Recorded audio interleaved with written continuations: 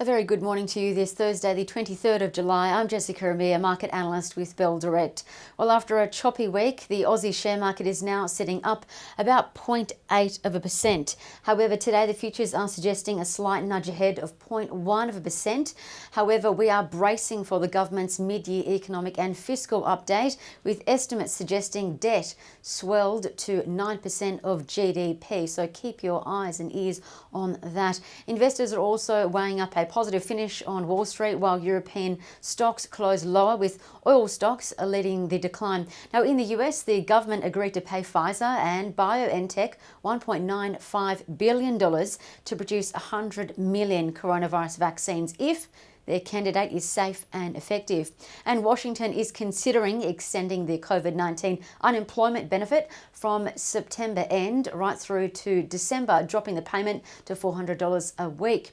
On the company side of things, Snap shares fell 6% after their daily users fell, while after hours, Microsoft announced better than expected earnings and revenue, with a 13% jump in quarterly revenue, thanks to a 17% surge in their cloud business revenue, up year on year. But Azure saw revenue growth slow, and that's perhaps why Microsoft shares ended 3% lower after hours. Tesla shares, on the other hand, rose 6% after hours after reporting their first full year of profits, meaning they can now be considered to be included into the S&P 500. So with these mixed signals, the Nasdaq futures are eyeing a fall of 0.4% at the open this evening, following the overnight 0.2% gain. Meanwhile, the S&P 500 and the Dow both ended 0.6% higher overnight. On the commodity front, the oil price fell ever so slightly to $41.90 US a barrel, maintaining its March high. The gold price gained 1.3% to $1,865 US, its highest level since September 11, and silver hit a 7-year high.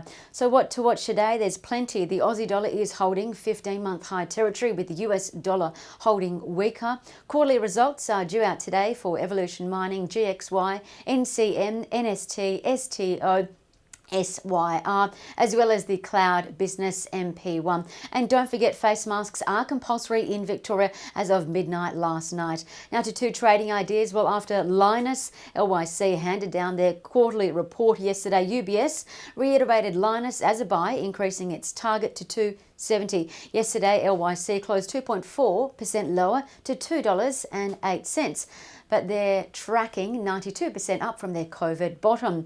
Now, the company was impacted by COVID-19 government-mandated shutdowns for 44 days in the quarter, but they did win a new contract. However, UBS cut their EPS estimates for FY21 due to weaker demand in the automotive industry. So that's LYC, a UBS buy. And secondly, Oz Minerals, OZL, handed down their quarterly results as well yesterday, and UBS also reiterated OZL as a buy, increasing its target to $15.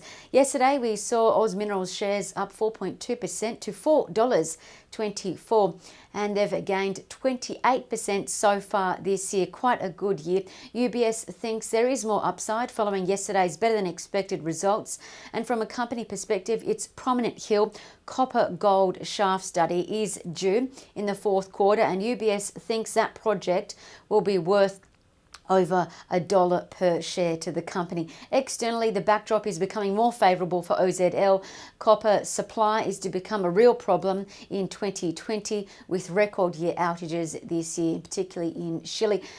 On top of that, gold accounts for 30% of their revenue, and this is looking pretty good for OZL. So OZL, a UBS buy. I'm Jessica Amir with Bell Direct. Happy trading. Stay safe.